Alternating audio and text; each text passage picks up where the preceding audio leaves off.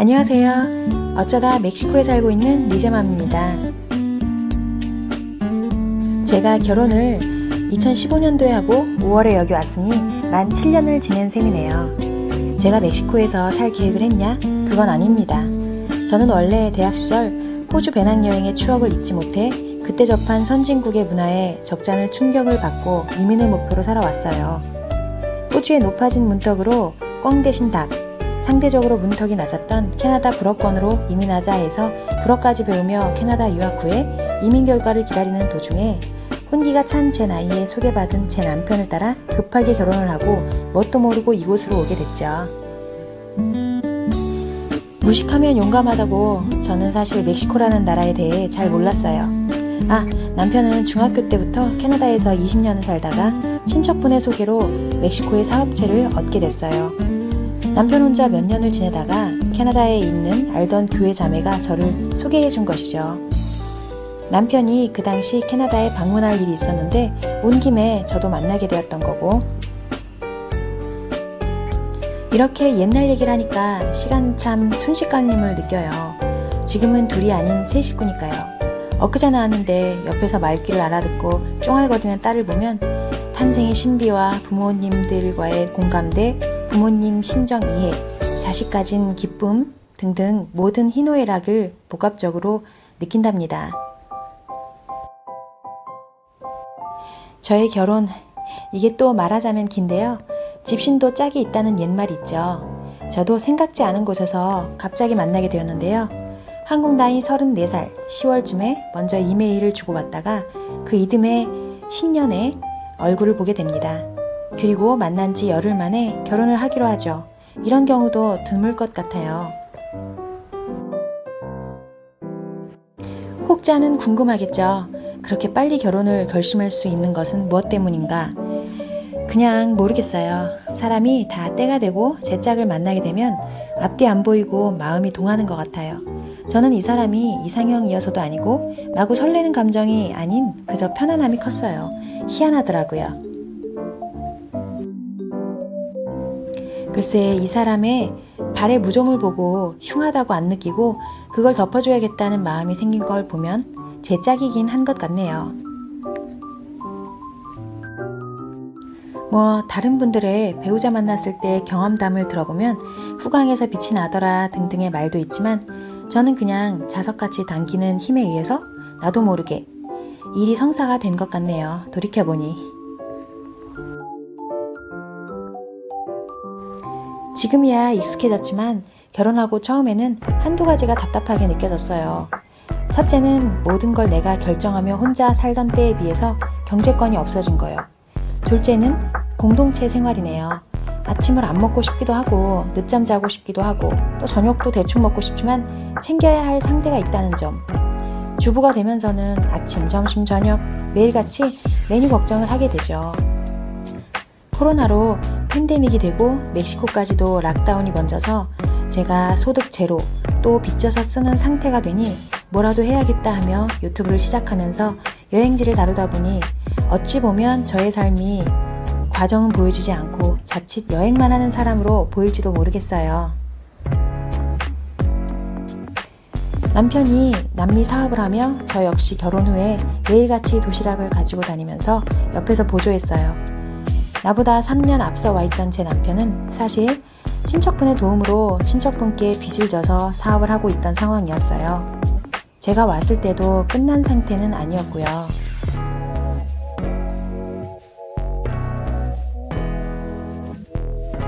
남편은 초창기 시절에 몇 억이라는 빚의 무게가 어깨를 짓누르고 두 다리를 못 뻗고 잠을 이룬 적이 많았다고 해요.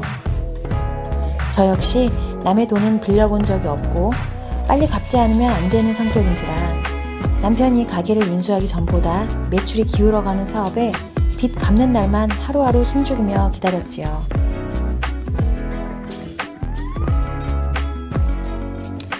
남에게 줘야 할 것이 있다는 것은 정말이지 심적으로 편하지가 않아요. 하루빨리 빚을 청산해야겠다는 목표하에 평소에도 알뜰한 편이지만 더욱더 허리띠를 졸라매고 생활했던 몇 년이었어요. 그래서 아이가 늦게 찾아온 것이 오히려 우리에겐 다행이다 하는 마음이 들기도 했어요. 금전적으로나 심적으로나 여유가 없던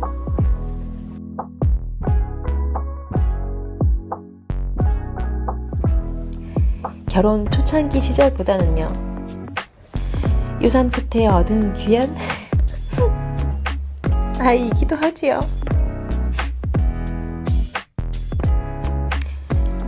출산하기까지 5년이라는 세월 동안 한국에 있는 가족도 많이 그리웠는데, 장거리 오가는 경비와 가서 쓸 지출도 필요할 텐데 여기에서 뭔가를 이루지 않으면 갈 수 없다는 생각에 참고 또 참았어요.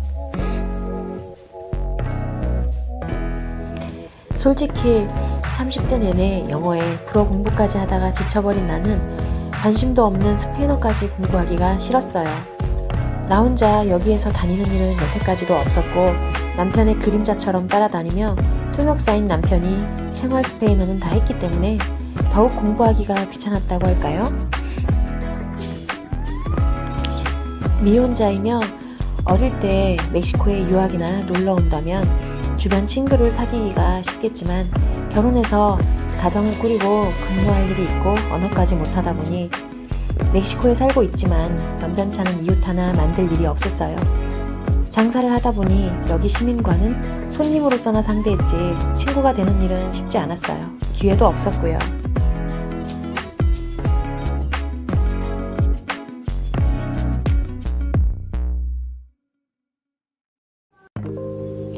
아시겠지만 나이 40이 넘다 보면 이전처럼 쉽게 친구를 사귀지 못해요. 어느 정도 격식도 갖춰야 하고요. 어릴 때야 반말로 언니 동생하며 지낼 수 있던 게 30 후반이 되면서는 초면에 쉽게 말을 놓을 상대는 줄어들어요. 나보다 나이가 많든 적든지 가네요.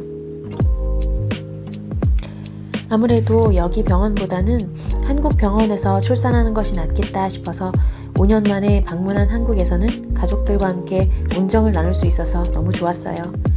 돈이 다 무슨 소용이냐, 더 늙기 전에 현재의 행복함을 누리자 하며 앞으로는 힘들어도 한국에 자주 다녀야겠다 했는데, 그 와중에 코로나가 창궐하고 먼 나라 이야기일 줄 알았던 팬데믹이 지구 반대편 여기까지 번지기 시작합니다.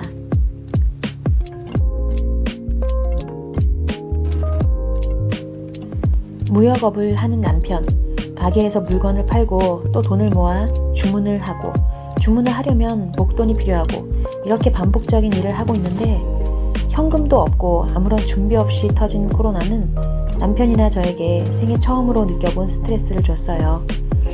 대학 시절부터 용돈벌이의 재미를 느껴 쉬지 않고 일해온 저와 장남으로서 집안일을 도우며 역시나 20대부터 쉬지 않고 일해온 남편도 할 일거리가 없어서 강제로 백수가 된 일은 생애 처음이었으니까요.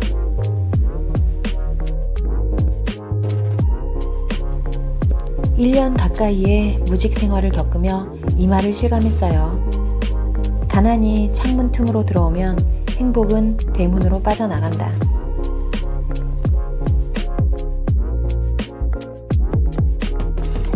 돈이 인생에서 전부는 아니지만 행복하게 해주는 촉매제는 하네요.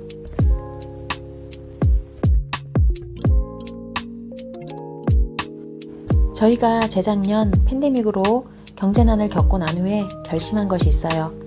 첫째는 절대적으로 비상금을 준비하자. 두 번째, 그동안 아끼고 고생한 것이 한순간에 물거품이 되는구나. 그때그때 행복을 누리며 살자입니다. 물론 한켠으론 자식을 위해 재산을 더 모으고 열심히 앞으로 달려가야지 하고 있어요. 너무도 금융 문맹으로 살았기 때문에 친구와 동생의 조언으로 경제 뉴스에도 관심을 갖고 공부하고 있어요. 이 세상은 알면 알수록 모르면 당한다, 공부에는 끝이 없다, 그런 생각만 드는 요즘입니다. 세상이 변했죠. 집에서도 인터넷으로 돈을 버는 시대니까요. 항상 느끼는데 세상에는 대단한 사람들이 정말 많네요. 제가 제일 본받고 싶은 건 열악한 환경에서도 역경을 딛고 성공한 사람들이에요. 생각한 대로 미래가 그려진다는 말 들어본 적 있죠? 나에게도 언젠가는 그런 날이 오겠죠.